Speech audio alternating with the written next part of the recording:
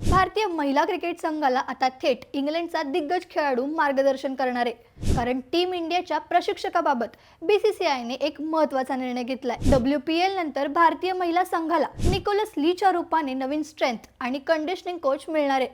Nicolas लीला आंतरराष्ट्रीय क्रिकेटचा प्रचंड अनुभव आहे। यापूर्वी त्यांनी अफगाणिस्तान, बांगलादेश आणि श्रीलंका यांसारख्या संघांसोबत काम केलंय।